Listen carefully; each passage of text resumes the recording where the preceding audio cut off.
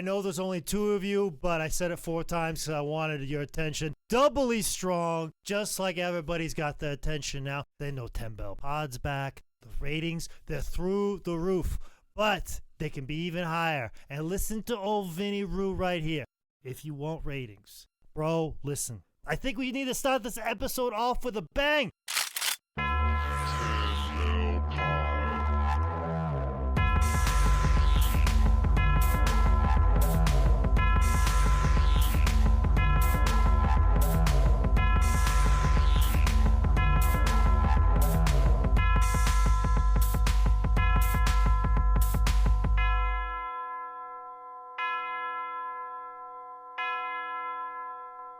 I say we all pull guns on each other. We all pull guns on each other. And we all say, listen, you either listen to this podcast or else. And that's the bottom line, because my Glock 316 said so. I'm just saying. This is good. It's literally a mind-blowing idea, because a bullet will go through your skull and put your mind blown to the wall. All right. No follow-up? Nothing. We just had Vince Russo walk in and drop some truth bombs on us. Thanks, Vinny. Thanks for stopping in. No problem. Go Mets, mostly. Yeah, I got to go watch the 30 for 30 and the 1986 Mets. All right, Vince. Good to see you as always. Thank you for the tips. Thank you for giving us an idea on what to do now that 10 Bell Pod's back. Guys, you going to say thanks? I hate that greasy-haired motherfucker. I swear to God, if I ever seen him, I want to wring his fucking neck.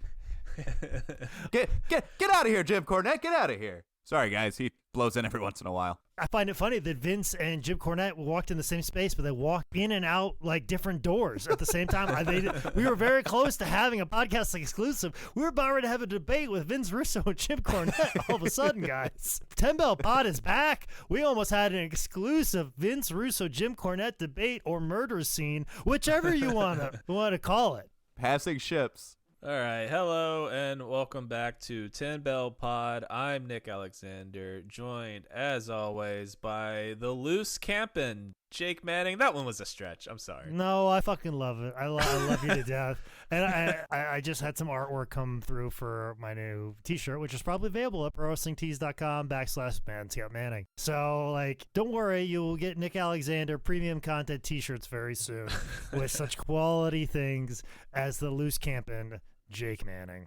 And if you haven't heard by now, we got a new guy, Mr. Tyler Wood. Hey, thanks again for not firing me after last week. I know it was a lot of backstage heat on me there, but thanks for keeping me on, guys. Well, when you come in with a ball of fire of energy right out of the gate of a podcast, we can't deny it. We can't deny it. And I'll see you have a connection with Jim Cornette. I don't know. I fuck his got wife my connections sometimes. with Vinny Rue.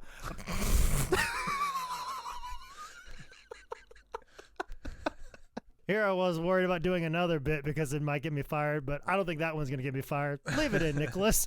That's going to get a fat contribution to your 401k. That's some premium content.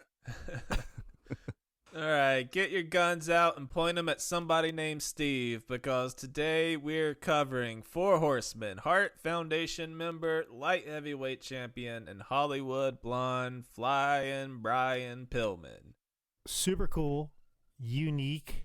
The more I think about him, I don't know where quite to place him in history, but I feel like I need to also look back on some of his earlier stuff too. I know way too much about the later stuff, like all the loose cannon stuff, and that's been analyzed to death, but I'd love to just solely zero in on some of his earlier work and really examine that and also place it in its context. I'm sure we're going to be talking about that very shortly and the importance of it. The loose cannon stuff that only paints half the picture of who Brian Pillman is. So I did not get a chance to watch, being born in 1994, did not get a chance to watch any of Brian Pillman as it happened. And the majority of what I know him from is the loose cannon stuff that I've kind of been able to look back through and pick through. And I am astounded by the turnaround that he had from the beginning of his career to the end of it. And we'll go a little bit more into detail later on what I mean by that, but very interesting guy. Brian William Pillman was born May 22nd, 1962 in Cincinnati, Ohio. He was part of a pretty good-sized family, having 3 sisters and a brother. His dad unfortunately died of a heart attack when Pillman was just 3 months old.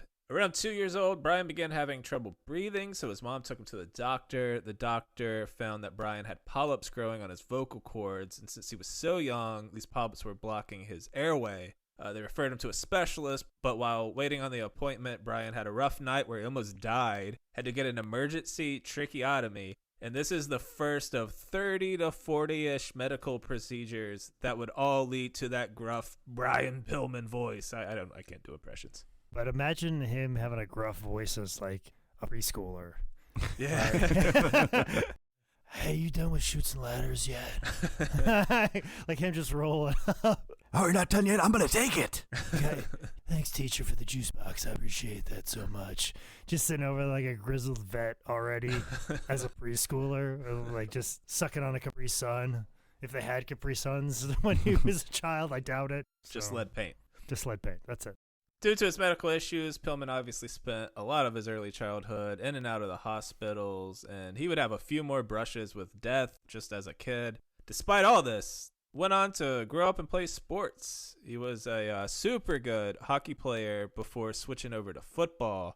And in his prime, Brian was a very generous 5'10" and a very generous 225. So he definitely had his work cut out for him to make it in the football biz, but he fucking did. He played both sides of the ball in high school. He showed a lot of heart and intensity. He ended up making All-State. With that, got no scholarship offers. So he ended up walking on to the Miami University of Ohio, where he earned his spot as a defensive lineman despite being absurdly undersized at the D1 level for a nose tackle. It's very funny that you listed all that because that was almost my same exact resume.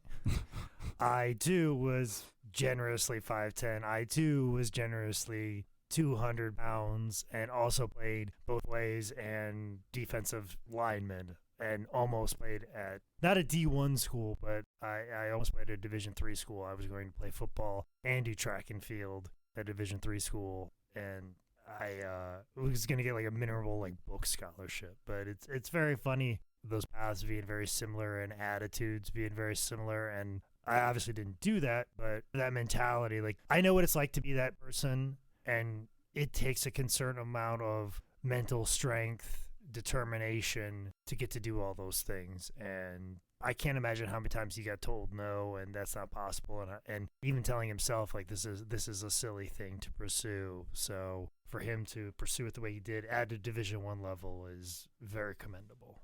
In college, Brian set school records for tackles for losses. He was an 82 second team AP All-American, getting beat out of a first team All-American spot by fellow pro wrestling superstars Reggie White and William the Refrigerator Perry. On that first team, you also had Bo Jackson, Steve Young, Ron Rivera, so that's a pretty competitive year. I don't know much about football, but I know Ron Rivera. That's a former head coach of the Panthers, current head coach of the Washington Football Generals, right? Commanders, actually. yes. Yes. I like that you oohed over Ron Rivera. Not fucking Bo Jackson. I don't know a lot about football. Exactly. Bo Jackson. Me and Nick, like immediately we said Bo Jackson. Our 80s child heart warmed. And we grew an extra inch because that's what happens when a child of our generation hears the name Bo Jackson. You, on the other fucking hand, like you hear Ron Rivera, I'm like, oh, he was Cam Newton's coach. Yeah, like what the fuck, man? Like Bo Jackson is the Paul Bunyan of our generation, and for you to get excited about Ron Rivera, old Riverboat Ron. I'm mostly just excited I recognized a name. You didn't recognize Bo Jackson? I'm not 400 years old like you guys. Jesus Christ. Jesus Christ. I'm not even 30 yet. I'll be 40 when this podcast drops. Oh, boy. And I may drop dead. Hey everyone, it's Nick from Tim Bell Pod, and I just wanted to say that the only reason I did this podcast was for the money. And I hope each and every one of you goes straight to patreon.com/TimBellPod, where you can help support the show. There you'll find shirts with our new logo, a bonus content tier, You can even just support the show for as little as $1. And of course, that's assuming you stupid hicks from insert hometown can't afford $1. Think your favorite sports team sucks. And if you got a problem with it, you can find me at patreon.com/10bellpod. After a great college career, Brian had his sights set on the NFL, where the big boys play. See, you don't even understand that reference, Tyler. God damn it. Oh, you also missed a fun little fact. While he was at the Miami University, he roomed with the current head coach of the Baltimore Ravens, John Harbaugh. Oh, yeah. You guys recognize that name, John Harbaugh? Does that ring a bell for you? Brian went undrafted, so he went and tried out for his hometown Cincinnati Bengals and ended up making the team. He played special teams and would basically sprint down the field and suicide bomb the blocking wedge on kick returns. It was also with the Bengals he made lifelong pals with Bengals strength coach Kim Wood, who plays a pretty big role in the Pillman saga and also sounds like the answer to the question, who's going to eat this gross shit? Kim Wood. As soon as I saw his name was Wood, I was like, I'm going to put Tyler's joke in here. God, I've been doing that joke a long time. I mean, yeah, it's like the first joke out of your mouth when you get like after I say, "Please welcome to the stage, Tyler Wood." It's then that joke. Like, It sets up two callbacks. It's very important to get out early. But him being the suicide guy on the kickoff team, like I think they've changed the rules, so it's like you have to wait for it to be kicked before they can take off. But like those special team guys in the NFL, like they are a special breed. They're definitely like locker room guys. Like you keep them around because they're gonna push that $1 million contract guy. They're gonna work out in the weight room really hard, and they're gonna be full of energy. They're gonna be full of locker room, and if they do a couple moves there, it might be the thing that kind of gets people excited. Like, hey, did you see what Pillman did out there? Let's go out there and kick ass, because this guy who's making $200,000 a year is kicking ass. This guy's playing with all heart. He ain't doing this shit for the money. He's doing it because he fucking loves football and reminding these big contract guys that it's a team game, it's sport, it's about emotion, and let's go out and do it, and this is a fucking game. Like you need a good locker room guy like that. Despite really giving it his all and playing hard, he was still undersized for the NFL. There's only so much you can do when you're playing in a league like that. He'd eventually lose a spot, and next season he'd try out for the Bills and was literally the last man cut from the Buffalo Bills that year. He'd end up going to the Canadian Football League in '86, and there he would get the first of a major ankle injury. While trying to rehab, Kim Wood told him about the Hart family, and that day his life and pro wrestling would change forever. Brian would begin training at the famed Hart Dungeon, and to detail that experience, we welcome back to the show friend of the podcast, Stu Hart.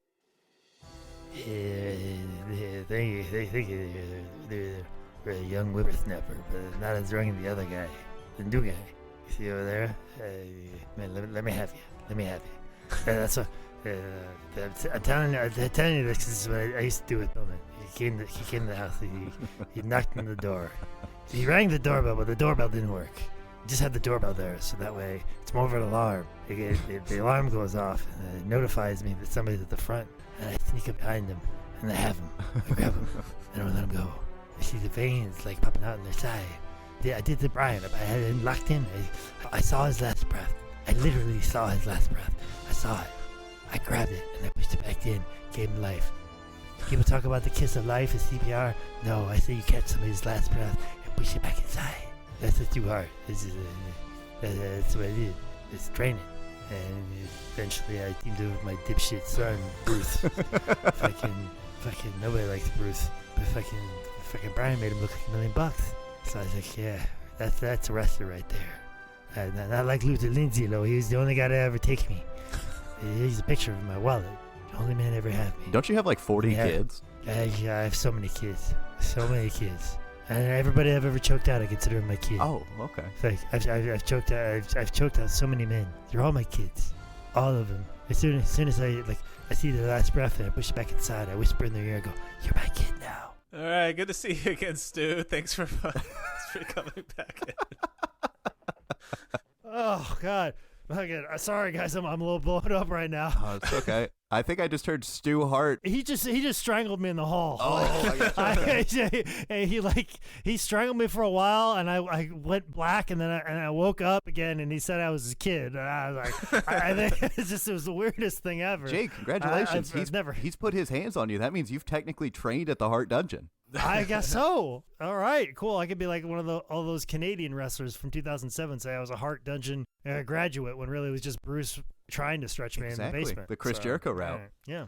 Not only did Brian get training at this legendary Hart Dungeon, he was also, once he debuted, working with the likes of the Harts, Dynamite and Davey. And on top of this, he would start becoming a big tape nerd. He'd study the Japan guys, he'd study Ric Flair's promos, and of course, he would become fully immersed in the art of the pro wrestling mullet. His hair looks so much like 1990s Dave Meltzer hair. It's hard to not imagine him when it's really grainy footage and you see him wrestling. I feel like 40 years from now, you could put in a tape of Brian Pillman and people would go, "Yep, this is the 80s." It's just one shot of him with that mullet. But man, what a opportunity to learn wrestling. For people who may or may not know, Stampede Wrestling was around, and then Stu sold his territory to Vince, and that's why we got Bret Hart in the WWF, why you got Jim the Neidhart, and then the Bulldogs. And then as soon as they sold the territory and all the TV rights and the towns and the access to all the buildings, like a couple years later, Bruce was like, "I'm not a big star, so why don't we start wrestling again in all the same places with less people?" So Stampede came back. I'm surprised Vince didn't take it out on, Stu's sons for doing that.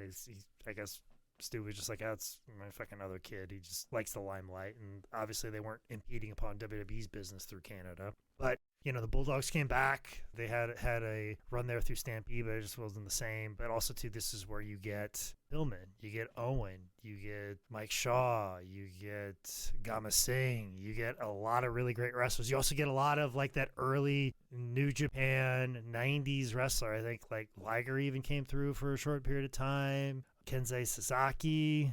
I don't know if Chona came through, but like anybody who was a big deal early 90s New Japan was there in Stampede. And I mean, if you were breaking in and you happened to be at the second coming of Stampede Wrestling, like you were going to be such a amazing quality wrestler that it would have been ridiculous. You'd have to be stupid not to absorb all the wrestling knowledge you need to be successful. Like this second coming of Stampede Wrestling, this is Brian was a tape nerd. Well, little did you know, you were the thing that people were studying for sure. Brian debuted in November 86, and he'd have matches against Makan Singh, a.k.a. Bastion Booger, the British Bulldogs. He'd tag up with Owen before joining forces with Bruce to form the Tag Team Back Company. They go on to win the tag team titles April of 87, defeating Ron Starr and Cuban Assassin. They'd spend the next year defending the belts against Jerry Morrow and either Makan or Cuban Assassin until the summer of 88. And then Brian would wrap up his time with Stampede in early 89, the year Stampede would go out of business. By that point, Brian was a big name with pro wrestling smarks. Disgusting. After Stampede, Brian did a couple weeks in New Japan, wrestling with Masa Saito, Tatsumi Fujinami, Black Cat, and Riki Choshu. There you go. There you go. Old that Monroe, North Carolina dialect just hit. Do you understand what we're saying, Nick? Nicholas over there having a stroke trying to say Toshiaki Kawada or Mitsuhara Misawa. Either or of those. Yeah, Tyler, just wait till we get to a Japanese episode. I'll get my comeuppance. By 1989, the Brian Pillman He is having a stroke, ladies and gentlemen. Hey, man, don't call me Pillman, Steve Austin. Call me Killman. I feel like that was like a secondary line to the Pillman break-in that we never saw. That was in the outtakes. By 1989, the Brian Pillman camp reached out to WCW and Jim Ross, and with his football background, good old JR was like, "Shut up and take our money." My God, you played football? You've stepped foot on a football field? My God. Give you $400,000. You shut your mouth about my fucking coworker, my friend. Oh yeah. You shut your fucking mouth. What? Is that not a good impression of him? I fucking love JR. I do too. I loved it. He's the voice of my childhood wrestling memories. Yeah, clearly, and you fucking butchered the fuck out of it. I will stand up for Jim Ross, because I'll tell you what that guy does every day. That I'm at work and I'm getting some of the AEW action figures signed. And it's been a long bit between the two of us, and I love it to death. And this will be an interaction I will always think of for the rest of my life, because I love JR to death. I'll have all these figures laid out for Sheeta or Frankie Kazarian or Kenny Omega or whoever. I have all these figures laid out to get them signed, and they're just in the hallway on top of road cases. And inevitably, whenever I get these figures out, Jim Ross walks by, and Jim Ross will be like, "Oh, you got those new JR figures? Huh, I guess you don't." And then just kind of walk off. And the first couple times, I'll let it slide. But then the third time, I'm like, I'm not going to let him walk by. And he'd come by again and goes, "You got those JR figures? Guess not. And that's when I go to Jim. I go, "Yeah, Jim, we're not in the business of making money. That's why I don't have your action figure. We're only here to mitigate losses." And he got a big fucking laugh out of that. He goes, and I was like, and that made me happy. He's like, "I made Jim Ross laugh." I just caught him. That man's a national treasure to me. So when anybody tries to do a hacky impersonation of him, I gotta fucking defend him immediately. All right. Well, you can't say I was wrong about the football thing. The man loves his football players. This is true. That's the whole reason I did track and field. And it's not wrong, because when Colt Cabana debuted, that was the first thing that he brought up about Colt was his football career. And God, I wish Jim could talk about my track and field and being a conference champion. I really wish. When I did AEW Darks, they said, write some stuff about you that maybe the commentators can talk about. And I put that in there in hopes that maybe JR decided to do the Darks. He doesn't do the Darks. And he's straight live TV. That's where you need to put him. Fine. Great. But I really wish he would do a Dark and talk about how I've got collegiate background stuff, because that's why I have it, so Jim Ross can talk about it someday. According to goodoldcagematch.net, Brian's first ever WCW/NWA match was against none other than George South. Fucking right it was. You heard about this before, Bullet? Oh, I have. George loved Brian Pillman. Loved him. That's the thing. George was also the guy, if you wanted to test somebody out and see if anybody was worth anything, in '89, George was kind of the guy. As what the Brooklyn Brawler was to WWE, George was that for NWA, WCW. You want to see if this guy, what he looks like, and we want to, put him in the best light, put him against George. And if you don't hear George going, "Oh, this guy's horrible," if George doesn't come back like that, then it was probably a chance that this guy's pretty good, or you're definitely going to see the best stuff, and this guy's going to make this guy's best stuff look as good as possible. It's not going to be a situation you're putting out there with some guy who pumps gas Tuesday through Thursday, and he doesn't know how to take a drop kick bump. No, you put him in there with George and see what this guy can do, see if he can really go. And, now you got something that you can put even in a highlight reel or music video. So you have something to debut for him for that going forward. He was the guy, man. And I think George even talked about Pillman would change with the enhancement guys and hang out with the enhancement guys. Yeah, sure. He hung out with the Flairs and the Austins and Arns and all the other top talent. But at the same time, too, he would talk with anybody. He was a locker room guy, much like he was in football. He was a locker room guy. You have him in here, and you always see him, and always brightens your day a little bit. Let's talk about Brian's style for a second, because he's entering NWA WCW, where Bill Watts demands that you do a 12-minute wrist lock, take the pin, and go home. But he's been studying all these high flyers. He's working with Owen and the Bulldogs. Sure, he's not Ricochet, but he's a high flyer for the time, for sure. How would you describe his style versus the world he's about to enter? When Brian was wrestling in Stampede, it was very much wide open. And you had, New Japan guys that were probably just coming off a tour of Mexico before they head back to Japan and become Liger or become that big star.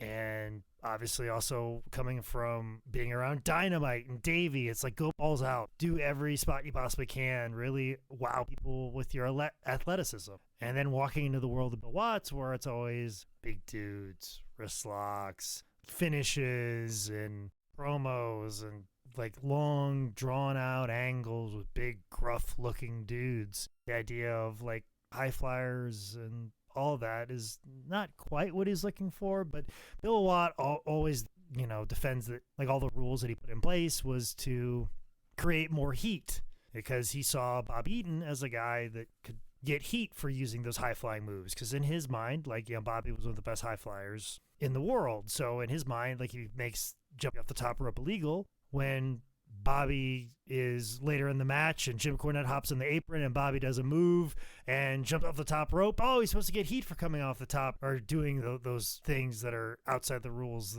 for a guy, because he saw high flyers as rule breakers as opposed to people doing something spectacular the fans would like to see, high athleticism. So someone like Brian, and with the philosophy that Watts was trying to enact, and really was conflicted. And I hear Watts' explanation on why he did it, and that makes sense if you want to make your top heel Bobby Eaton and make high flyers heels. But what about when you have somebody who's as amazing as Brian Pillman, and you have a deal with New Japan where you're bringing in Liger, and the idea that wrestling is changing and what people want to see out of wrestling is changing? Now these rules bog down what you could present as this new wave of wrestling and this new evolution, and be at the cutting edge of something. It kind of tampers down the whole progress in sport and art of professional wrestling. I love hearing the backstory of rules like that. High flying is technically illegal because if you want to, trace pro wrestling back to amateur wrestling, it would make sense that, a drop kick should be illegal once you factor all that in, or coming off the top rope. And hearing the breakdown of that is very interesting, but I completely agree with you that it makes no sense when all the baby faces are doing the interesting high-flying moves, and those are technically illegal because they're supposed to be the good guys and they're just breaking rules left and right.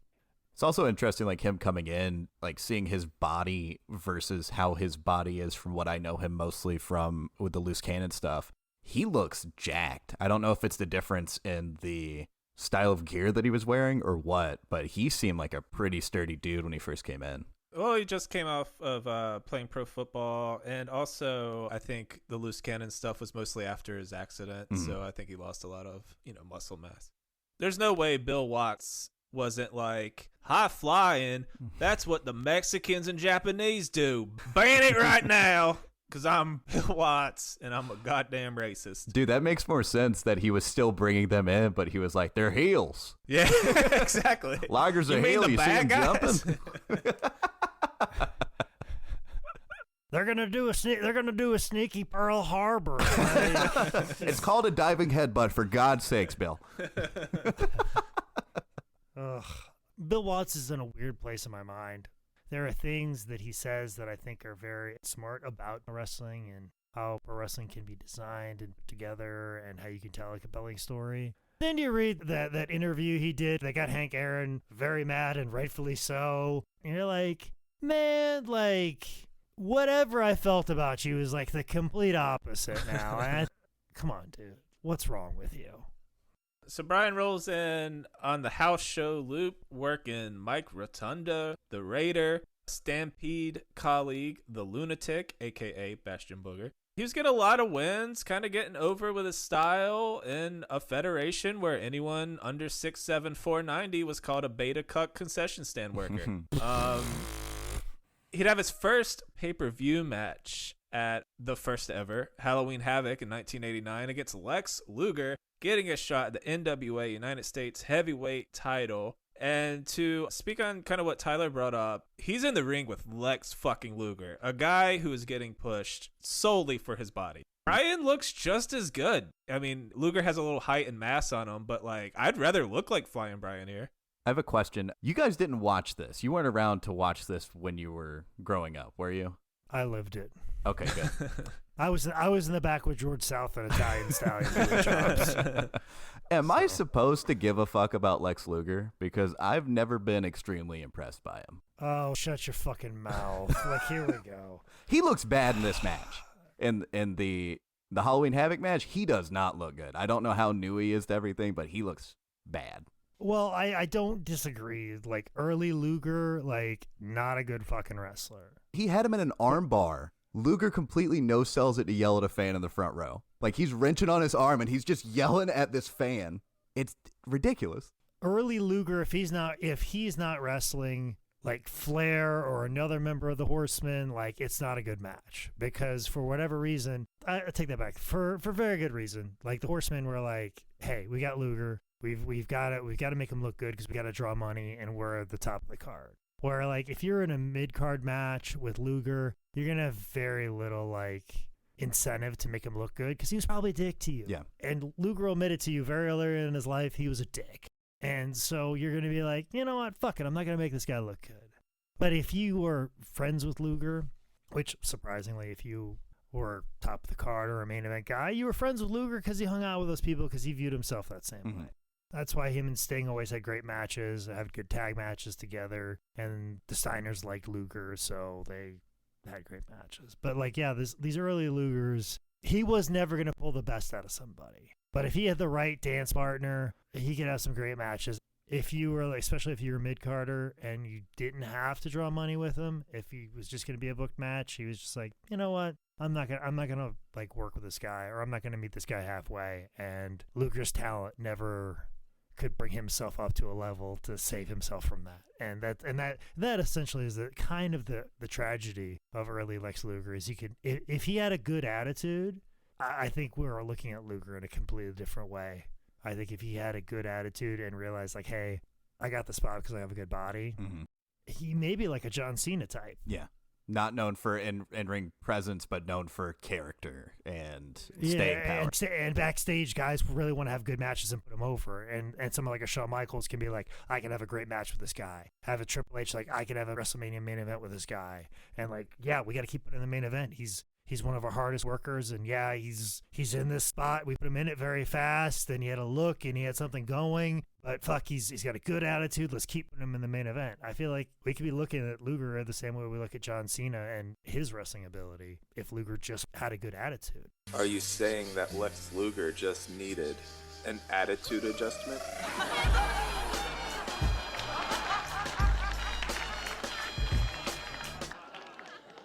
The thing is, too, it's a solid enough match. It's just that the holes that are poking through where you're realizing something's off is all coming from Luger. And that says something about Pillman, too, that he can go out. He's relatively new, too. He just debuted in 86. He's only 3 years in. And he's going out and looking like he belongs in that spot. And then you have Luger, I think it was JR on commentary. Pillman had Luger in a hold, and he's like, Luger's face tells the story. And his face has the exact same expression it always has. I think that's the difference. Brian came in. He was a tape nerd. He also came up in a very competitive, good environment. It was Stampede. The story of Lex is like he comes in. He's immediately put at the top of the card because he looks like a fucking Greek god. He goes to WCW, immediately put at the top of the card because he looks like a Greek god. Goes to WWF, immediately put at the top of the card because he looks like a Greek god. At what point does he go, oh, I should probably learn how to fucking be William Regal? Or why would you? Why would you stay after and put in the extra arm drag work or whatever when you're already winning? You know, he's the ultimate warrior, basically. You know, it's like, I don't need all this technical shit. I have 45-inch muscles and go ahead, say it. I win. Pythons. Say I pythons. almost said pythons and then I backed out. But yeah, this match, I thought Brian carried him to a pretty watchable match. The crowd was super into it. The glaring holes aside, it was like paced well. And again, Luger is like new still, you know, and Brian got a good match out of him, I thought. After taking the L to Lex, he'd get into the early 90s with the Z-Man, Tom Zine, tag team, and eventually winning a tournament for the titles against the Fabulous Freebirds. They'd have a long house show run defending them against Bobby Eaton and Stan Lane, the Midnight Express, before dropping the belts to said Express at the infamous 1990 Capital Combat: The Return of RoboCop. From there, Bryan would start getting pushed a bit as a singles competitor, start working with Fatu, Dutch Mantel, Mean Mark, and even beat 10 Bell Pod episode Buddy Landell. By 91, Bryan's exciting style and his good looks and his charisma was getting him pretty damn over with the WCW crowd. He started working his way up the card a little bit, eventually feuding with the Four Horsemen, main eventing Wrestle War 91 in the fucking War Games match. It was Ric Flair, Barry Windham, Sid, Larry Zbyszko versus Bryan, Sting, the Steiners. Bryan started the match despite having a heavily taped shoulder from a Four Horsemen attack the previous night. And Jake, who won the coin toss? Always the heels. Always Heels always win the coin toss. Bryan and his injured shoulder would be a big part of the ending. Sid power bombs him on it twice, basically KOing him, and then El Gigante runs out, rips open the cage door, and tells the referee to stop the match. So that happened. Fall of 1991. Have either of you guys heard about the bar fight between Psycho Sid and Brian Pillman?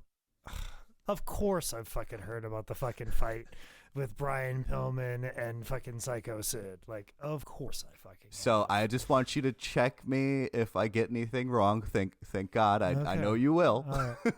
I will. So Psycho Sid, he defected to the WWF, and he comes back to Atlanta to hang out with some people from WCW. And they're at a bar, and among the people there are Pillman and Mike Graham.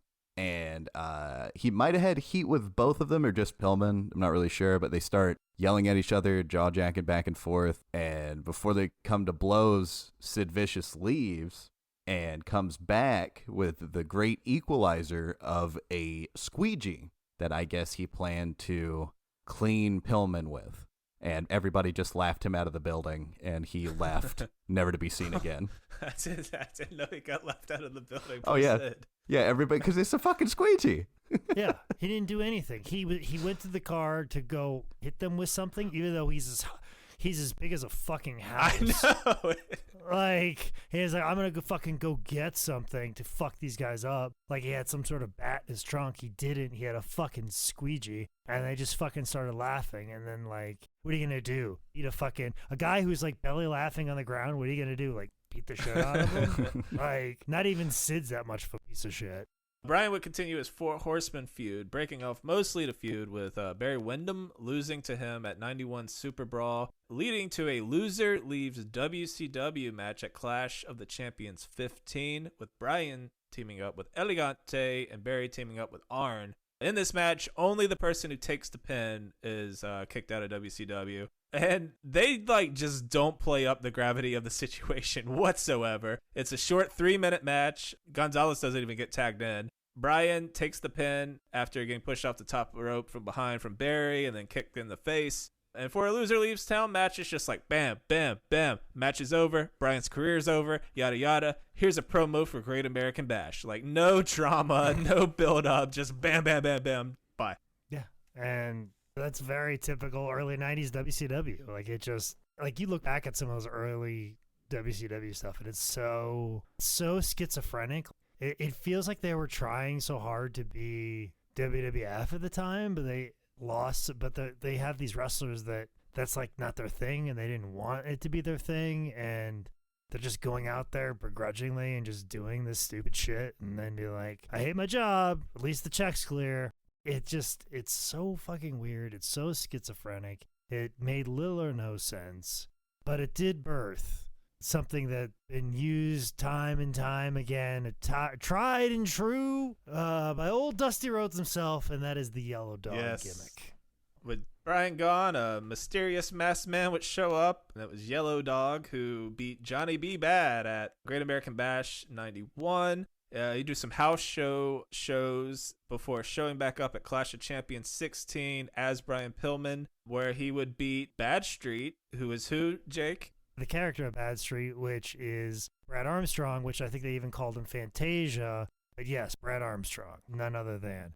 Also, too, back about this Yellow Dog gimmick. As I said, it's been done. This is one of those things that Dusty had success with in Florida, and then it showed up in WCW. Or somebody, or Mike Graham, or somebody remembered it from Florida. Because actually, it's funny that Barry is in this match, because Barry was actually Yellow Dog for a short period of time. He lost a loser leave town match in Florida, and he was Yellow Dog. And I remember WCW Magazine at this time would do these things where they'd show a picture of Brian next to Yellow Dog and be like, see, it's not me. I'm not Yellow Dog. And it's clearly Tom Zink wearing the Yellow Dog mask. But then it'd be like there'd be another picture of vice versa. It'd be like Brian under the Yellow Dog mask and then Tom Zink like, see, it's not me. And it's very much in the vein of Midnight Rider and everything else. So the Yellow Dog thing has been done to death. And there's actually a Midwest wrestler that started wrestling as Yellow Dog, but more of like an actual dog. Oh yeah, I've seen you work with him before. Yeah. Jason Strife. I've had a lot of good matches with him in scramble situations, and I would love to have a actual singles match with him as Yellow Dog with all of the Yellow Dog gimmicky things, and I think that would be fantastic. You say he's more of a yellow. You mean like anthropomorphic? No, like he's an actual, like he goes and does dog stuff. He's not like, hey, I'm Yellow Dog and I have a mask and I'm just call myself Yellow Dog. Gotcha, he's a yellow dog. He is a dog. Yeah. He's a personification. Yeah, I gotcha. Like Brian Pillman wasn't going out there with chew toys. This guy will come out there with a chew toy and a bone. Does he have like the super realistic, like probably used for sex stuff, like realistic looking dog head, or is it just? No, it's like Yellow Dog. Okay. Like Yellow Dog, motherfucker. Like, oh, I found. Okay. He has a tail. I found a picture. He has a tail and shit. Yeah. He has a tail. After beating Brad in this light heavyweight semifinals match, he would go on to the finals of 91 Halloween Havoc to face Richard Morton, not that rock and roll guy Ricky. This is Richard. Pillman would go on to win the match with a flying crossbody off the top and win his first ever light heavyweight championship. He'd defend that belt against Johnny B. Bad at Clash 17 in November 91. He had a little house show run with Steve Austin, which that's fun for later. Then he'd drop the belt to Jushin Liger on Christmas, and that's who he'd meet at Super Brawl 2, February 29th, 92, in a rare February 29th match. This is hands down my favorite Pillman match. I mean, it's Brian Pillman and Liger. Like, it's really fucking awesome. The fact that they have the background with, Stampede Wrestling, so they had similar training at some point in time. They learned from same teachers and coming together on a big stage. And it's one of those things where, like, there's a reason why me and Caleb Connolly have chemistry is because we were at the same training school. Liger spent some time in Stampede, so obviously he was picking up some of the knowledge, the similar knowledge that Pillman was gathering together. So it's kind of an unwritten rule, like, hey, we do this at this time, and this will make sense, and like, let's do this, and hey, I remember when you were doing this back in the day. You do this anymore? I remember this. Oh yeah, that's really good. Oh, that's a lot better. Let's definitely work that in. Things become much more shorthand, when it's much more understood, and their chemistry was off the charts. Their willingness to really have a good match and display how good they were, like that drive, chemistry, and motivation are three of the things that you need to have a really great match. If you have those things, if you have a certain amount of ability, you're going to have a great match, something that's going to stand out and people are going to remember. And those guys most certainly had all of those qualities with each other.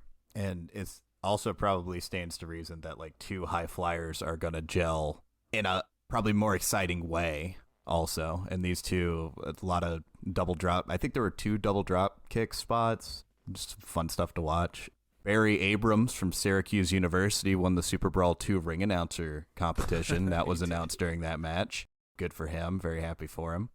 I love that moon, or the like when you're going to do a front flip and your body is parallel to the ropes as you're doing a handstand, and then you flip back. Like they do it a lot in Japan and Mexico. Fucking love that spot so much. Brian does a fucking crazy roll-up pin with his feet, and I don't know how to begin to describe that shit. But again, I love this match. I think you could put it on any AEW show, any WrestleMania, and people are gonna. This match is gonna get over. And I gotta say, like, Liger versus Pillman, like that's always been something that is of lore, especially of the tape trading community. And I can't tell you how many times they tried to put Brian Pillman Jr. versus Liger before Liger kind of hung him up. And fucking Court Bauer, like, blocked it from everybody, said, no, I want to do it in MLW. I want to do it in MLW. And then I think somebody did a tag match where Brian Pillman was on one side and Liger was on the other side. And they did that. And then I think Liger retired before he could ever be brought into MLW to do that match. So Court Power's like, no, don't do it. I'm going to do it. I'm doing it. And then never fucking did it. And all we got is a tag match between the two.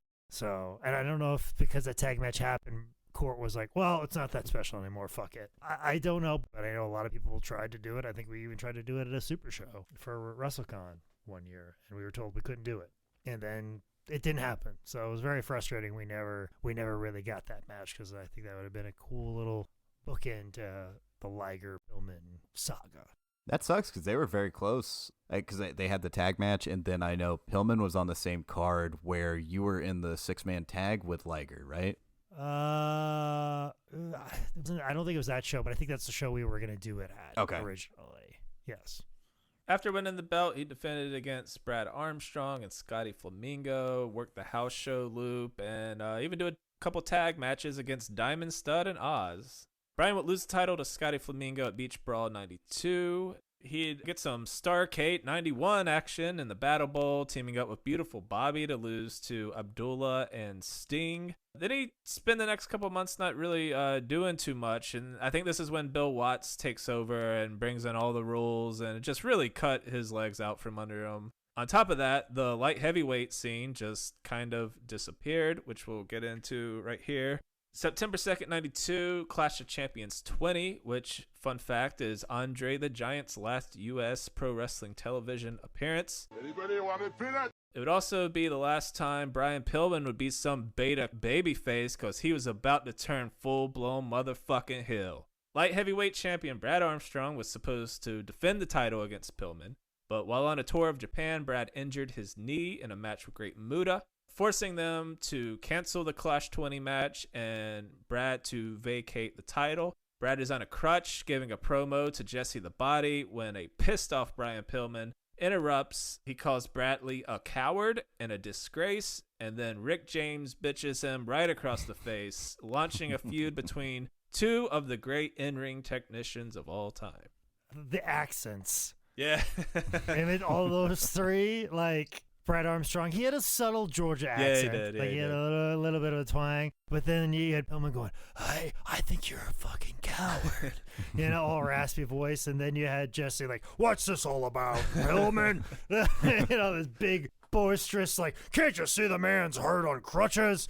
Listen here, you're about as bad as McMahon. I don't buy it.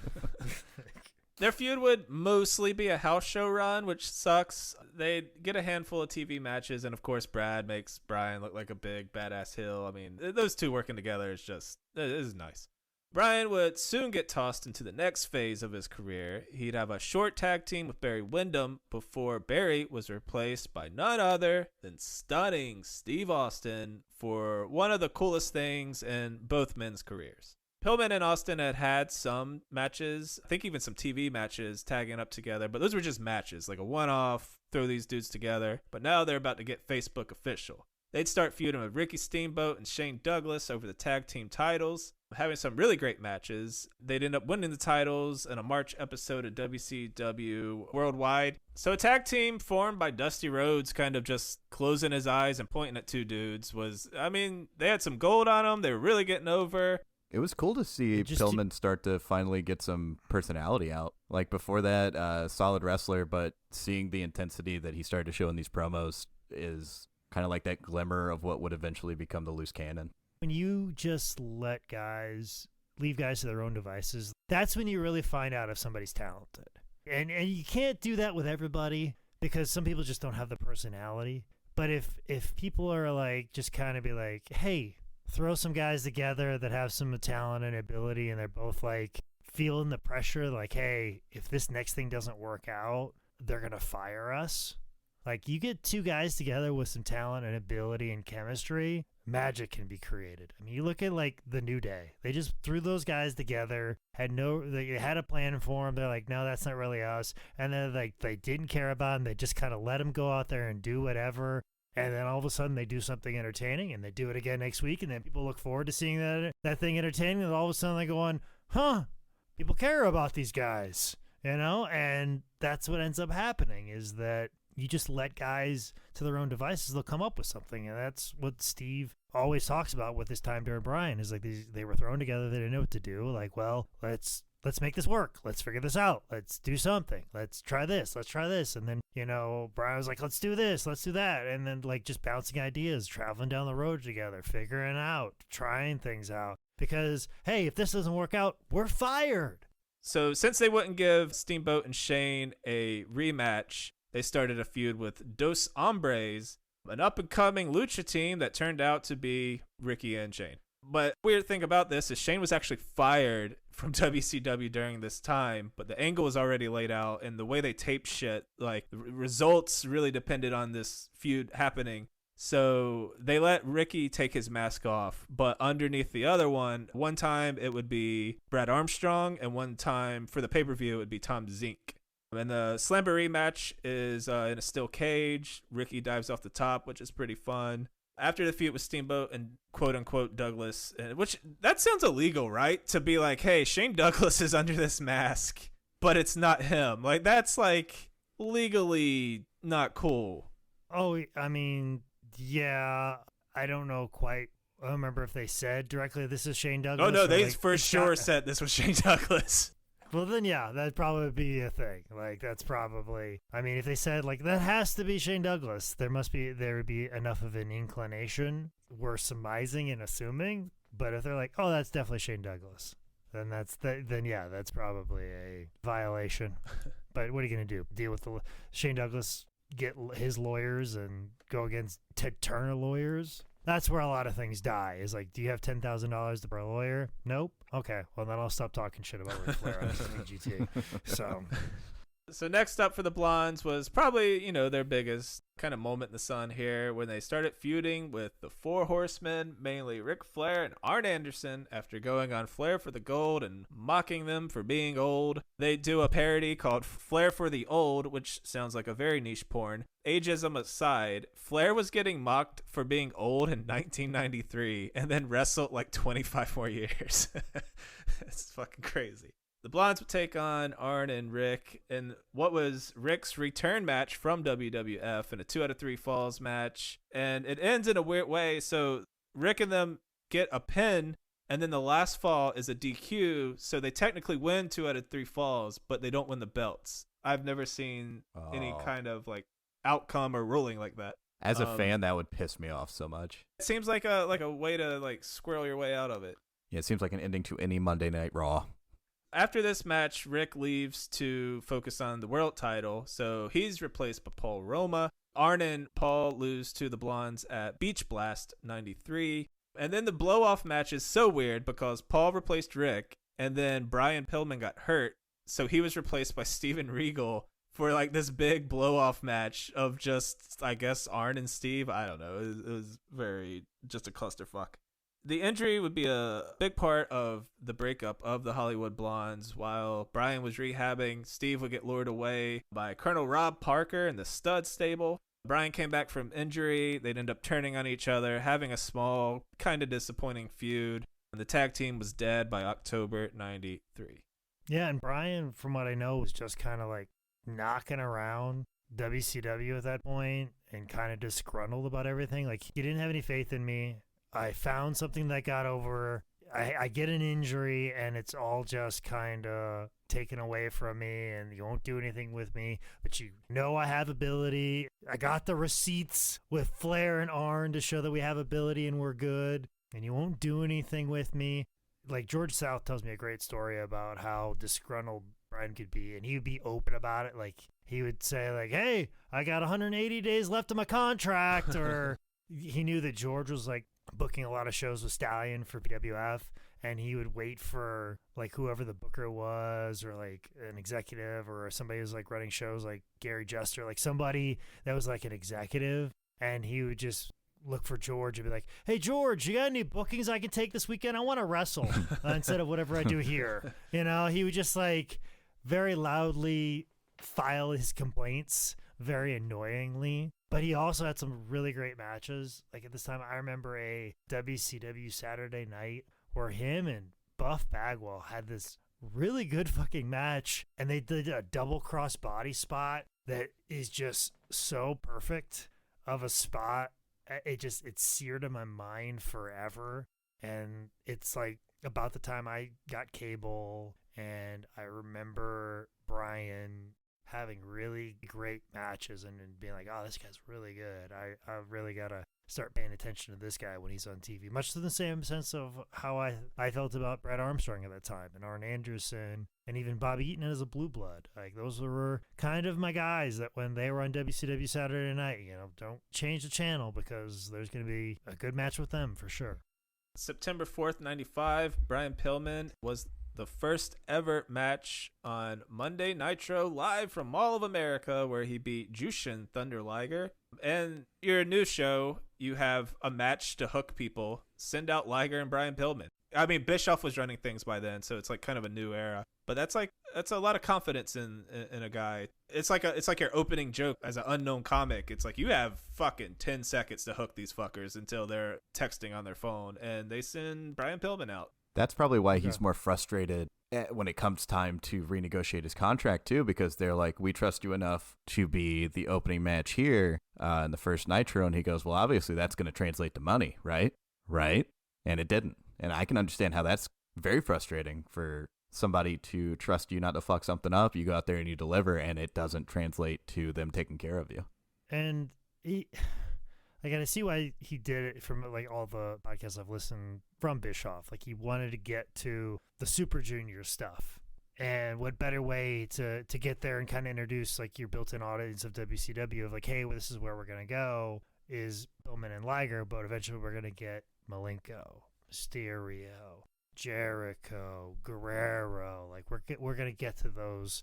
And Liger and Pillman is that connective tissue from the old WCW. So bringing them out is kind of like, all right, well, this is where that book ends, but there's going to be more like this going forth. Following this, Brian's starting to get into some legit main event ass shit. He would form a team with Arn Anderson, and they started fucking with Ric Flair. Brian would cost Flair a match against Arn Anderson at 95 Fall Brawl. And then at Halloween Havoc, we get into some classic Four Horsemen Ric Flair Hill shit. Pillman and Arn attack Flair before the match, forcing babyface Sting to go wrestle 2-on-1. Flair comes in to make the save. Swerve. Flair wasn't hurt. He was in on it the whole time. They all beat up Sting. And from there, Brian would join the Four Horsemen. It would be him, Arn, Ric Flair, and he who shall not be named.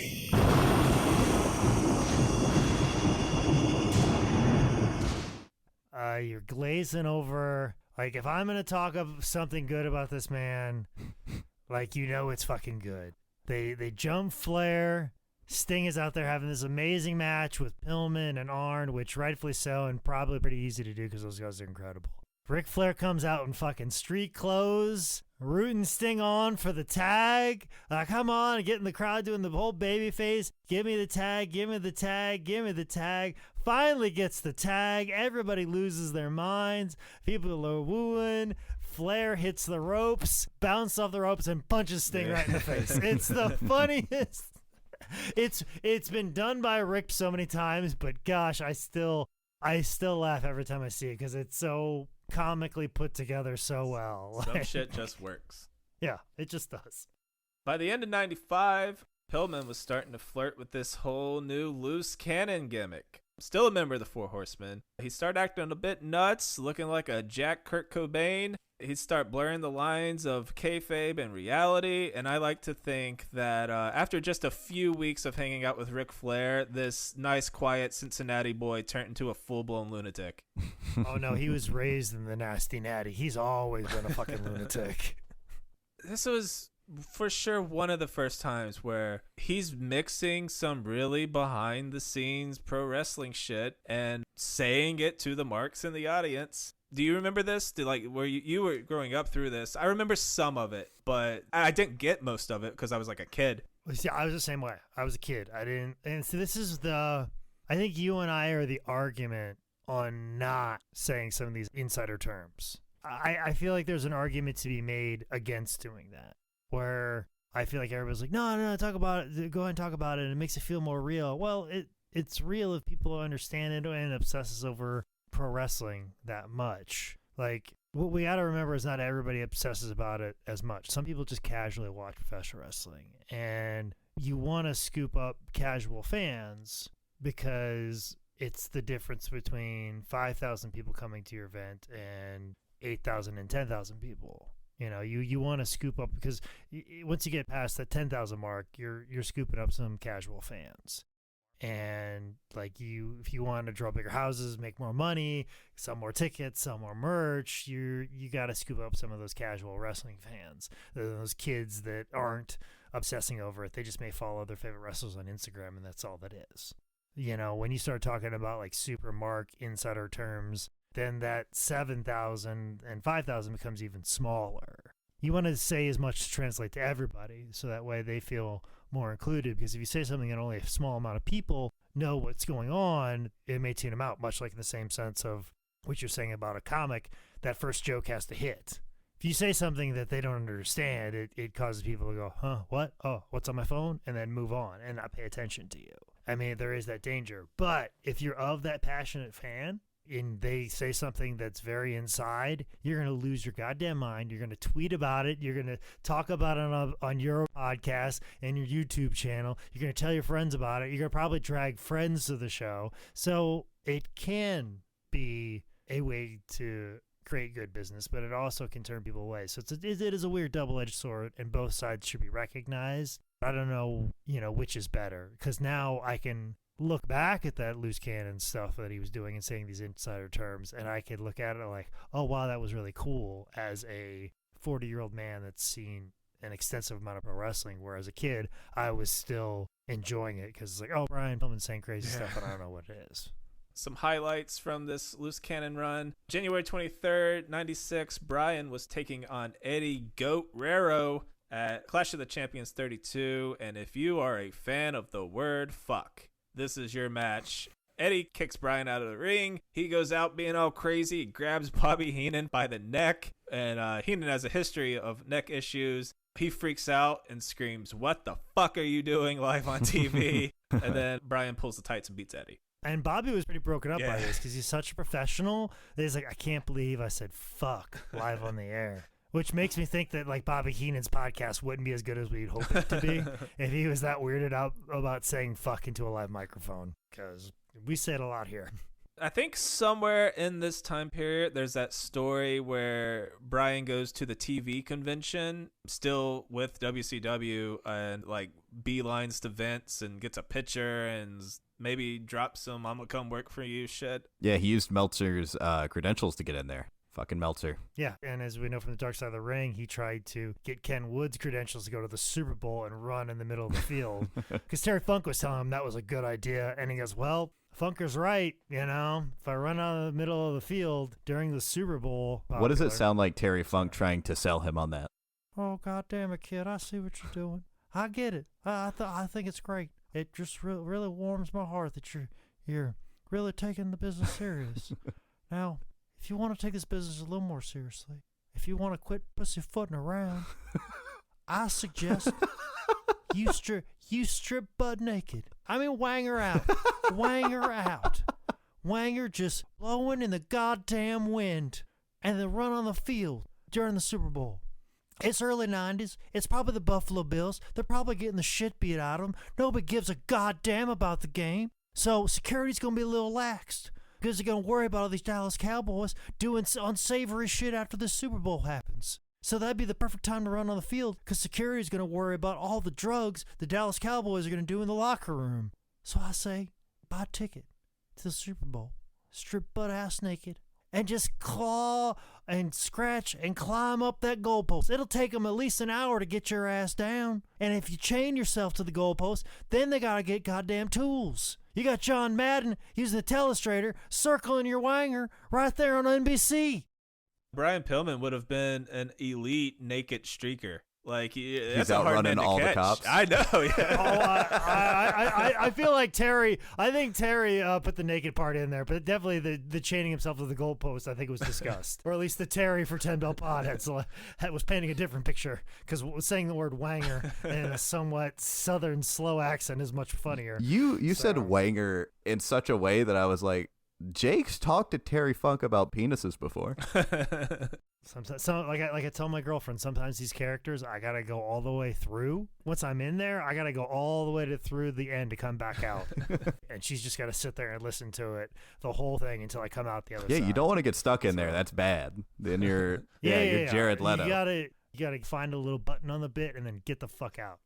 Then we get to a match on Nitro episode 23 when Brian and Arn took on Kevin Sullivan and Hugh Morris. Brian and Kevin do this, it was planned, but they don't sell each other's offense. It's like really trippy for this era of wrestling TV.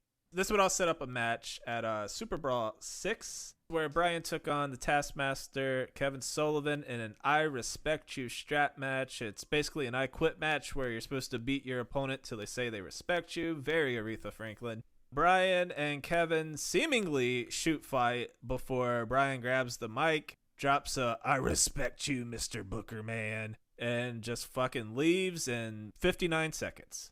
And then Arn Anderson comes out and it's like, well, if nobody's going to fight him, I will, and fights him in street clothes. I didn't get the WCW pay-per-views because they were a little bit more expensive than the WWF ones because of the in-your-houses that were $14.95. I always got one of those. And then, of course, like WrestleMania, of course you're going to get that. SummerSlam, of course you're going to get that. Survivor Series, of course you're going to get that. But, like, there'd be like 6 or 8 WCW pay-per-views, and they'd all be like $35, which would be the price of like a WrestleMania. I'm like, the Super Bowl just seems like a bigger in-your-house. But I would always make sure that I'd watch the television program after a pay-per-view to get the recap. And they'd always show stills. See, guys, this is a different era. Like, if I want to see a fucking WWE pay-per-view and I don't fucking have Peacock, like, just go to fucking Twitter and you're going to see everything you fucking want to see. GIF, short clip, every take. There's no need for me to watch fucking wrestling. I'll just go on fucking Twitter. That's all you need to do. Back in the day when there was a pay-per-view, you had to have screenshots and then explanations from Tony Schiavone. And having Tony Schiavone explain what the fuck happened in this Respect Booker Man match is still like the most confusing thing. And I'm pretty sure Tony's like, I don't know what the fuck happened. And then you want me to explain it? Fine. And he just, very matter of fact, like, Brian Pillman came out. Seems like he didn't want to fight Kevin Sullivan. He said bye, left. Arn Anderson was here to defend the Horseman's name, and they got the shit beat out of him, and then came back later and had another match. Like, it was just very weird, very odd. And then having Tony Schiavone trying to explain it to 12-year-old Jake Manning, I was lost and perplexed by the whole thing. That's a good lead-in for behind all this on-screen stuff that was happening. There was this behind-the-scenes work that was happening with Eric Bischoff and Brian Pillman kind of working everyone in the world, and there's even, was Pillman working Bischoff? This is this spider web of who's in on it. So Tony for sure didn't know, but Eric and Brian would have like heated confrontations in the back that were essentially staged, but just between the two of them. Brian would no-show events, he'd come late to events, and it's all just method acting in this fucking crazy loose cannon gimmick. And following this Super Brawl match, Brian no-shows Monday Nitro. It's just layers. There's layers and layers and layers of who's working who. And the following weekend, Brian Pillman shows up on fucking ECW. If you haven't seen this clip, it's pretty goddamn crazy. Joey Styles is in the ring, the lights cut off, Undertaker style. Brian Pillman shows up in a very sassy pose to a massive pop. He starts ranting about the Constitution, and I'm like, is this going to turn into a QAnon thing? He says some real mean shit about Bischoff, and then starts calling the crowd marks and gets booed. He almost whips his dick out, right? Yeah. He says he's going to pull out his Johnson and piss all over the ECW ring, which in all fairness, Jimmy Piss the Ring sounds like a fucking ECW gimmick. Did you hear about this ECW thing? Because when I was growing up, I had no fucking clue what ECW was. Was this on your radar at all? No, this is a go back and take a look. and try and put it back in its context. And it is very interesting and visceral, and understanding the debut of it. And I mean, it's the forbidden door, essentially. And ECW was kind of that, for sure. Because actually, if people remember, there was a couple of times that WCW lent their talent to ECW. Like Arn Anderson showed up for a match. Bobby Heenan showed up for a match. Actually, the same match that Arn was in. But also, too, there was, I don't remember the exact circumstances of it. Brian Pillman was actually allowed to show up and wrestle, back when he was Flying Brian, wrestle a match with Shane Douglas. I can't remember if they tagged together or they wrestled against each other. But there wasn't like Brian's first time there. So like that should be noted as well. But at this time, like, he's considered to be a WCW wrestler showing up in ECW against their wishes, because he's moving so erratically and you don't know what's going on. And it's this whole idea of, we don't know 100% of what's going on. And anytime you get a crowd where it's like, we don't know 100% of what's going on, that's where the magic is. You just need 5% doubt that this isn't real, this isn't happening.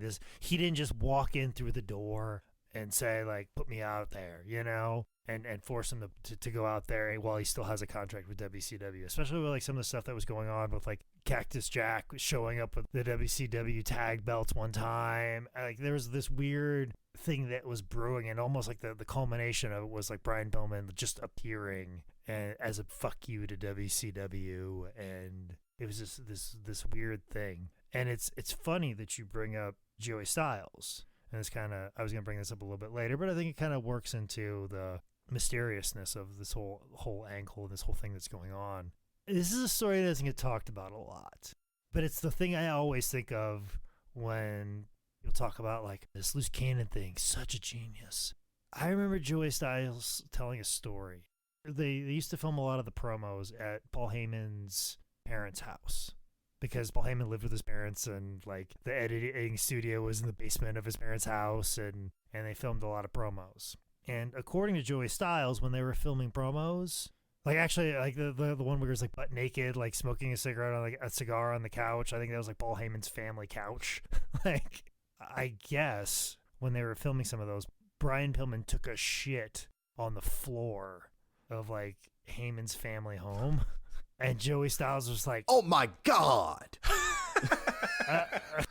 Well, after he said that, he was just like, "Nope, he's not a loose cannon. He's just a fucking asshole." Like, It's the loose anus, Brian Pillman. well, and the thing is, like, was he just like a guy that like, and we, you know, he had his struggles with alcohol and drugs, but this is just a guy that was out of control, legit, and was trying to justify it because it was a wrestling angle? Or is he like really fucking with people in such a high degree? Or is it a combination of somewhere in the middle there, where he really is out of control and using this wrestling angle to justify the times that he's going off the rails, and knows that and thinks it's fun to fuck with people in such a way? But to me, like, hearing that story either accentuates his crazy or downplays his crazy. But I feel like it adds like a weird dimension to it, that now you know even less about what was going on at that time, even less about what was going on in his mind, and makes it maybe a bit more terrifying and a bit more riding of the edge that, you know, you wouldn't normally expect. It absolutely solidifies, or like dissolves, I guess, if you were on one side or the other. Was he being legitimately crazy or not? But at the same time, you got to think, what if he just had one accident? And he's sitting there looking at this shit, and he's like, they're going to think I'm really fucking crazy. They're going to think I couldn't find the bathroom. I'm just going to lean into it. It's part of the character. All right. I mean, but then that goes back to what I was saying, that he's like, I will use this wrestling angle to make up for my bad behavior, my crazy behavior. I get to act however I want and shit on the floor and not care. Let's see what I can get away with. What if you just heard how much of a dick Paul Heyman was, and he was just doing it for the boys? Well, maybe. Who knows? So Pillman's contract with WCW was coming to an end. So he's in a negotiation war with them. He's on ECW TV teasing a massive feud with their guy, Shane Douglas. Also talking to WWF at the time, who is very interested in buying him up. He has the 3 biggest companies in the fucking world in the palm of his hand. And then everything gets fucked up. April 15th, 96, Pillman was going 70 and a 45 in his Hummer, fell asleep, runs off the road, hits a tree stump. He's thrown from the vehicle. He just shatters his fucking ankle so bad that his toes were facing his ass. His face was crushed. He should have died. And you're a professional athlete on the verge of finally cashing in, of finally hitting the fucking lottery, and it's just gone in a second. And this is the thing too, where you have to question: is he just out of control at this time? And a lot of guys, like, you talk about a lot of the stuff in ECW. We laugh about all the vignettes where he's in the restaurant and said, "This order's for Mr. Jester," and that's clearly a dig at Gary Jester, like where he's the cook in the thing, and those are all laughable things. But also too, he showed up at a show and was sitting front row and was yelling shit at Shane Douglas, and Shane was like, "Well, fuck it, I'm gonna go over and hit him," and they agreed that was gonna happen, and they were gonna go over and hit each other. Well, out of nowhere, fucking Brian picks up a baby, and Shane almost hits a fucking baby. Like, it changed. Like, what the fuck, dude? You knew I was coming, and you pick up a fucking baby? What the fuck is wrong with you? And, like, now he's, like, getting in a car wreck. And even, too, like, people thought he was, like, faking the car wreck. He was so far down the rabbit hole. People talk about, like, working your way into a shoot. I mean, and I think we even talked about this with other episodes, like the New Jack episode. Like, you start saying something and saying a lie over and over again, and it becomes a truth. And with him, he was always trying to push it always to the extreme. He did that in ring with his body and his work, and now all of a sudden he's got to do it with his angle and his craziness, and he's got to keep pushing it over and over and over again. And you kind of become that character. And to him, that character was a guy that got messed up and got behind the wheel, which is terrifying. He could have hurt somebody other than himself. You're like, yeah, how could he do this? Well, a guy who picks up a fucking baby in the middle of a wrestling show and almost causes it to get fucking hit, like, just was really out of fucking control. And yeah, I mean, it's sad. He loses out on his paycheck, and people talk about that a lot, but he's lucky he didn't hurt somebody else in this recklessness. And maybe this was the thing that made him realize how far he took this. Maybe this was the culmination of what he was getting to. This was his running out in the middle of the Super Bowl, like, next level crazy. This car accident realized, oh fuck, like, I have pushed this so far, and the rubber band finally broke. That's what this is that moment. And thankfully he didn't hurt anybody, and thankfully he survived.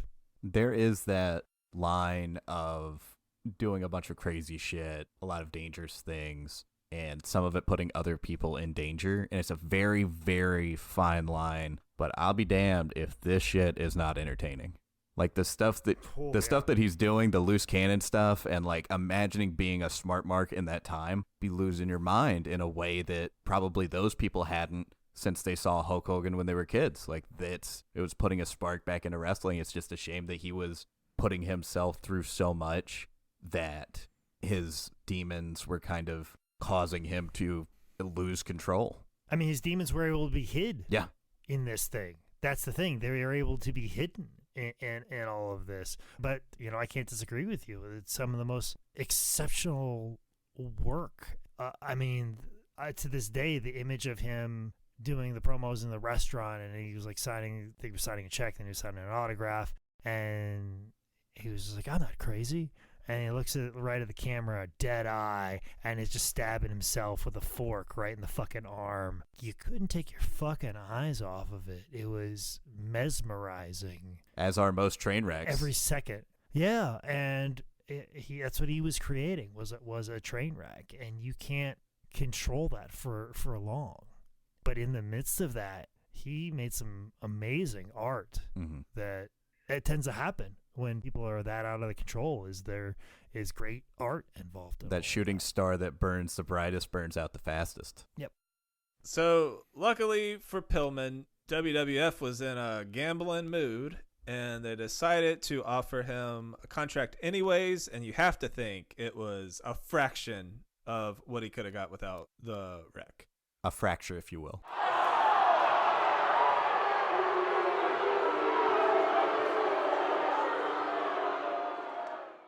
they did the press conference, and I think Pillman shows some like genuine emotion because he had his life just poofed out of existence a few months before this, and luckily almost as a sign of fucking compassion, WWF signs him.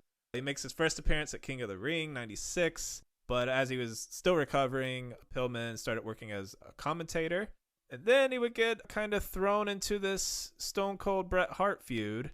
Austin had been calling out Bret Hart for some time, and Bret did a thing where he was coming back. So Pillman interviewed Austin on October 27th, 96 as Superstars. In reality, Pillman's ankle hadn't healed properly, so the doctors were going to have to fucking re-break it and reset it and start all the way over. And this led to the interview with Stone Cold.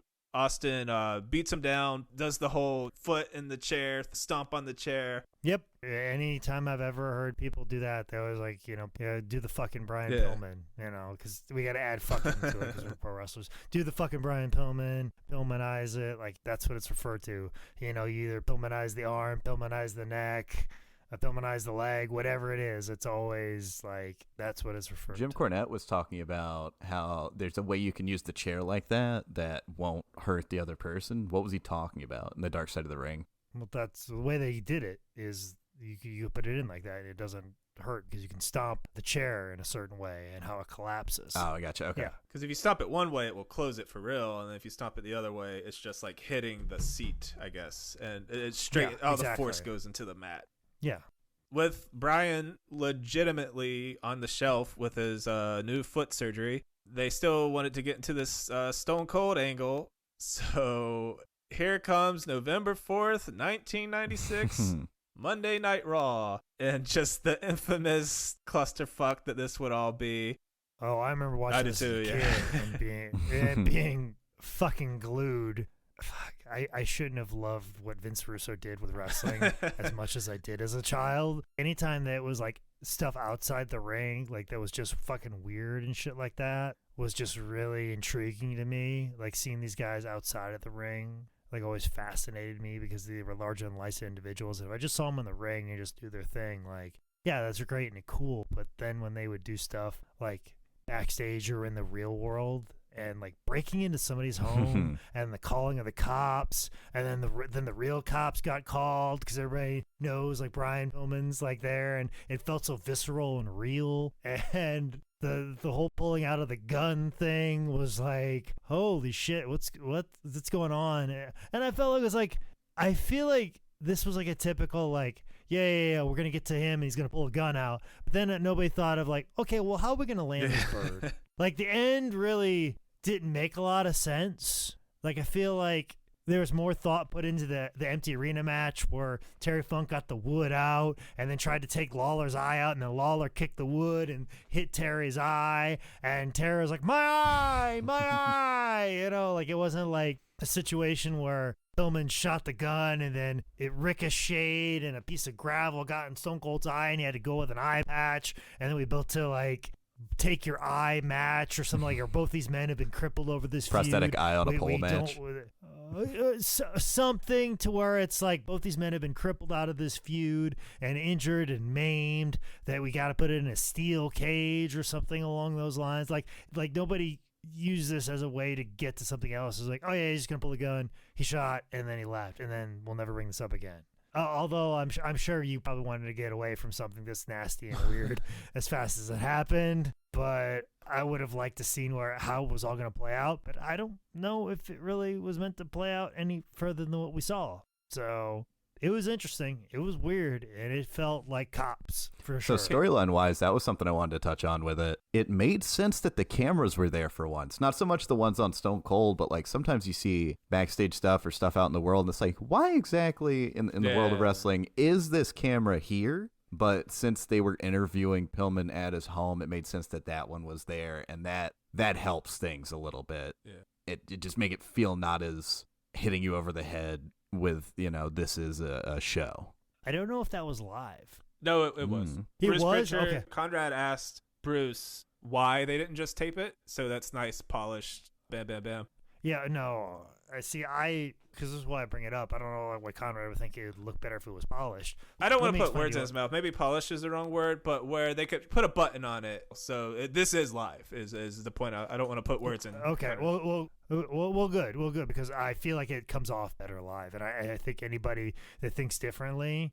If I had to do the ring rental for the Matt Hardy deletion match with Bray Wyatt at Matt Hardy's house, and they spent hours planning it out.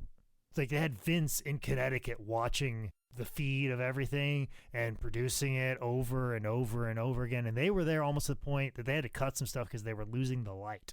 And where the final deletion went for Impact, they just kind of had some ideas. They went out and they did it, and they just filmed it all in one night, and it was a bit more seamless. If you give Vince an opportunity to go over shit over and over, do it again, do it again, do it again, do it again, it's going to get too overproduced. It's going to feel overproduced. It's going to feel too polished. It's not going to have that same feel, and you're not going to get to the point that people believe it so much that they call the cops. Like, I'm all for it being as it is because it's this very unique, weird thing. I get why you don't do it. But at the same time, too, like, fuck is it crazy. Holy shit, I'm glad it exists. But I hope nobody ever fucking does anything close to that ever again. My favorite thing is Brian goes, when Austin 316 meets Brian 9mm Glock, and he pulls out the gun and he fucking cocks it. I'm gonna blast him straight to hell. And on the network, it cuts straight to Todd Pettengill with Milton Bradley Karate Fighters Tournament. It's like it couldn't be a worse fucking cut to. I mean, it just goes to show like the weirdness of that Yeah. time. They were trying to transition to something else. They were still this. They still had a contract with Milton Bradley. Exactly. Like, So they obviously had to do a lot of damage control and apologizing for this segment, but it worked. Bad publicity is good publicity, etc., etc. It wasn't long after WrestleMania 13 that Pillman would join the Hart Foundation, which is fun. You know, so this old Stampede crew back together again. May of 97, over a year after his accident, Pillman slowly started to get back into the ring, first in dark matches and house shows, then making his first TV match at Shotgun Saturday Night versus Tony Williams. Then he get into a tag match, and I think they do this a lot where he can have that crutch, that tag partner or two or three, because he's clearly not as mobile. But he has a tag match with Jim Neidhart, making his in-ring debut on Raw against LOD 526-97. On July 6, 97, they had In Your House 16 Canadian Stampede, and this was in Canada during this heated big feud with Stone Cold and Bret, America versus Canada. And we've talked about this match before, but just this environment is just fucking insane. It's also a nice little full circle button for Brian Pillman to just be mega over in Canada with his Stampede buddies. It's like almost poetic. well, and also too, it takes place at the Saddle Dome, which is right there on the grounds of the Calgary Stampede, which is right across the street from the big like barn area where like they'd run the big Stampede shows. Stampede Wrestling is because there'd be this big rodeo in Calgary. And when that big rodeo would be coming through, Stampede Wrestling would have a big wrestling show where they'd bring in like Harley Race to defend the world title, Nelson Royal to defend the junior heavyweight title, and they would do it at like the barn area, like the Stampede grounds area. But then also too, Stampede Wrestling would film their TV just across the street from that in a little like barn area. Like everything you see of like Stampede Wrestling took place in that little barn area, like it was like a little show area for like cattle, but they also ran wrestling shows there. And all of that is in the shadow of the Saddle Dome. So all of those guys in the ring for like the Hart family, the Hart Foundation, they had all wrestled at the smaller buildings in this complex. The building they're at is just casting a shadow onto what their old career was and where they used to wrestle. Like, that's why that's such an emotional thing. And there were probably people in those seats. They're like, I remember seeing these guys over at the small building across the street when we walked right by it when we parked our car. That's the really cool thing about that show that nobody talks about. It's really pretty incredible. It's a great story to it. Then we get into Brian's last ever feud with Goldust. They would first meet at 97 SummerSlam in a match where if Bryan lost, he'd have to wear a dress for a month or until he won a match. He lost, he had to wear the dress. In the build up to the next match, things got very heated and personal. Terry, who was Marlena, had a legitimate old relationship with Bryan. They threw that into the storyline, and Bryan said that one of Goldust's kids was his, which that's some daytime soap opera shit really getting in there. They'd have a big match at In Your House 17, Ground Zero. The stipulation is if Bryan loses, career's over. If Bryan wins, he gets Marlena for 30 days. There's a fuck finish. Marlena has a brick in her purse. Bryan takes it, whacks Goldust, gets the win, gets Marlena. During the next few weeks, Marlena would appear with Bryan in his Pillman's Triple X Files, because, X Files was a big thing there.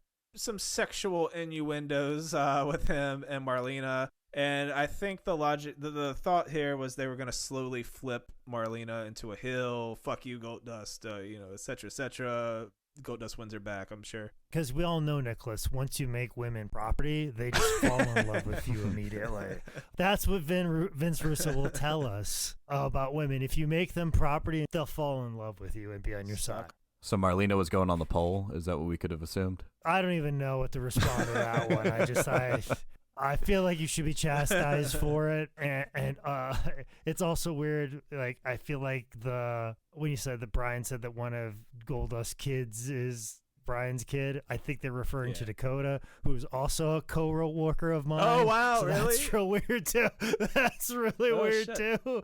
And she's such a nice person. She's a great photographer, and like I love seeing her interactions with her dad, because her dad is legit the funniest person in the world. And if there's anybody that could have like worked a good in-ring feud with Bryan, it's Dustin. He's incredible in the ring, and would have known how to work around everything. And the few matches that I did see them have, they were really good, and made me really kind of hope like, oh, okay. Like, looking back at it, it makes me just go, man, like they could have done some cool stuff, like something that Bryan would have felt proud of, Goldust, great worker, great gimmick. Funny motherfucker, just God, he's the funniest. He is deceptively the funniest person in wrestling. That feud is going to come to a stop. Bryan's last match, his last TV match, is October 4th, 1997, Shotgun Saturday Night. He beat the Patriot by DQ because Goldust runs in, still in that feud. Then we get to October 5th, 97. Bryan was supposed to wrestle Dude Love at In Your House 18, Bad Blood, but he never showed. Him and Brett were running late. Brett gets there, and they ask, is Bryan on your plane? He's like, nah, it's just me, eh? It's just me, eh? Don't let me think we're gonna let you glaze over that, all right? Has anyone questioned Bret Hart? It's a little strange. He had to hang back. Why are we coming up all these jokes right now in the most serious part of the podcast? I regret everything now. Oh, we're like, man, what a great innovator. But let's put all of our jokes in real fast, because we're getting to the end, guys. We're if you trying didn't know, to make it less sad. Gotta get my shit in.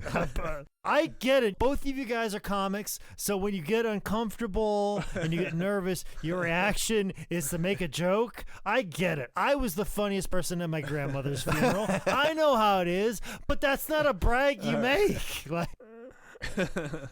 all right, so Brett gets there. It turns out Bryan's not on his plane. So there's a little controversy here because Bryan had his addiction issues and he had wrecked some cars. He had a little heat going on right now with JR because of a drug test. So they didn't quite know what was happening. They ended up contacting the hotel that he was staying at, and he had been found dead that day at 1:09 p.m. Central Time. And Brian Pillman was dead at 35 years old. Everyone immediately thought OD. That was not the case. I mean, the dude had his fucking ankle disintegrated. He was on some painkillers. But this is the same heart disease and heart attack that killed his dad. And just a fucking brutal pro wrestling tragedy. Yeah, I'm sure that the life he lived did not help. Yeah, for sure. Push off the heart attack at all, but man, he like I said earlier, that shooting star that shined the brightest burn out fast, and he had a hell of a time. Final thoughts on Flying Brian Pillman. So I didn't get to see a lot of Brian Pillman. I didn't see any Brian Pillman really, because I didn't start watching wrestling until 6 years after he died. But being able to go back and look through this, and like you always see the gun promo, but being able to see his evolution through the Hollywood Blondes and into the Loose Cannon and the different things that he did, it's amazing to see somebody manifest a character the way that he did. Because what you see in his early matches, he's almost devoid of any character whatsoever. He's a solid wrestler, but bringing out that character and showing who he can be was what made him really unique, and is really interesting to be able to go back and watch that manifest. So, I mean, obviously anybody that's listening to this probably saw the Dark Side of the Ring, and I feel like the most heartbreaking thing about that is when they were talking to Jim Ross, and the part about him doing commentating. And Jim Ross was like, man, you could be like this generation's Jesse the Body Ventura if you just like really work at commentating, because your vocabulary is so broad, you're so brilliant, you're a great talker, like you got a very unique voice, like you could be something special here. But Brian just wanted to wrestle, you know? And like it's like a weird spot I'm in. Like I got this good job that's like outside of the ring, but like I still want to wrestle. Then like at the same time too, I'm kind of like, there's no guarantee I'll be able to do that the rest of my life. Where like working for merch, I can do that the rest of my life. So I got to kind of focus on that, you know. And you're like, am I compromising my dream? And I'm sure these are conversations that Brian had, where like it's sad that he couldn't just see commentating as like, oh, well, maybe this is my path now. Maybe this car accident was the thing that got me to this place and got me this opportunity to commentate. And maybe I can go about it and attack it the way I did my wrestling career. And from the little bit I saw of him commentating, I think he could have been very unique, original, and could have been that generation's Jesse Ventura. And people would be saying like, oh, well, who's going to be the next Brian Pillman on commentary? Like had such a vast vocabulary and was always trying to use words that were different. And maybe that was the thing that would push him out of his funk, and he could find happiness in that and realize, well, you know, I won't be able to be the best I can in the ring, but man, I'll be able to be the best commentator. And maybe that's the thing that turns his life around, and that he could be there for his kids. And I'm good friends with like his son, I'd say. Like I like me and Brian Pillman Jr. get along pretty well, and I wish he could have those moments that I see other wrestling dads have, like Taz and Hook. Like I'd love to see like Brian Pillman Sr. like fuss over Pillman Jr. and be like, hey, you know, don't forget to do this in the ring. And Brian Jr. go on, I know, Dad, okay. And he's like, I know, I just love you. I just want you to do well. I just want to do like have those interactions. Like I think those would be something special. You know, more so than getting a match with Shawn Michaels for the WWF title at SummerSlam or whatever could have been if he was 100%. You know, having the ability to make a difference in wrestling and be able to contribute and shape it and mold it and do more creative stuff and help other people have more creative stuff. You know, could have been a great contribution. But, you know, the whole thing of like, if you're not wrestling, you don't mean anything. I really wish he would have got over that, and we could have got more Brian Pillman. It's crazy how very successful he was, very respected, very accomplished, and he's still this massive what if in pro wrestling. Like, he died on the bubble of the Attitude Era, being one of the edgiest, coolest, button-pushing gimmicks in the history of wrestling, in an industry that was about to magnify all those things.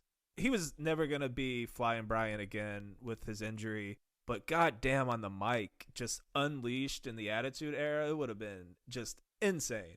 And another thing is the mark he left. He shook up the entire industry. He only wrestled for 11 years, and one of those years he was like out. That's just a short amount of time to leave this big of a mark. Today, everyone and their mom has a tope suicida. Everyone has a flippy shit, but it's guys like Owen, Dynamite, Eddie, X-Pac, and Brian fucking Pillman simmering in the 90s for what wrestling is today. So if you like anyone on an AEW show, anyone that's not 6'10", 400 pounds, you got to appreciate Brian Pillman, because he took the bullet. He overcame this big man only bullshit. he was a pioneer in breaking the fourth wall and blending reality. It's fucking crazy. Everything this man did. And you talk about him as a commentator, he could still be chugging away as just one of the greats. As someone who could be training, I mean, he's a really big loss. And just to the sport and obviously to his family, just fucking brutal, man. But all right. That is Brian Pillman's 10 Bell Pod. You guys got anything before we get out of here? Nothing really. Just happy to be a part of this. If you guys want to follow me on Twitter at Tyler W. Wood, I appreciate it. If I get up to 1,000 followers, they might let me stay on for the next season. Yes, it's very dependent upon that you follow Tyler on social media because we only want influencers on this program. Hence why we said that we need somebody who's at least close to 1,000. We can't have you on here if you're any one of these comics that are like talking about what bookers need to be doing when you only have 400 followers. We need you to, but we can't have you having 200,000 followers and getting too many eyeballs on this show because I might get fired. I don't know. We talk about a lot of my coworkers. Back when we last did the show, I was like, oh, FT Dub. Now if I say FT Dub, one of my coworkers is going to slap me with a lawsuit. So like, I don't know how this is all going to work yet. So support AEW. Buy something for Shop AEW. Buy something at the merch stands. It helps out a lot. If you see me, give me a fist bump as if I'm Psycho Sid coming out to Survivor Series in New York. Whatever you want to do, I'm out there at Man Scout Manning. I have a pro wrestling tee store because I'm work with Ryan a lot now with everything AEW related. So figure the least I can do is make him print T-shirts. I literally like every T-shirt you buy from my pro wrestling tee store. Ryan Barkin himself is making each one of those tees. So that's what he promised me, and he wouldn't let me down. Follow us at 10 Bell Pod everywhere. Patreon.com/10bellpod should be up and chugging along by now. And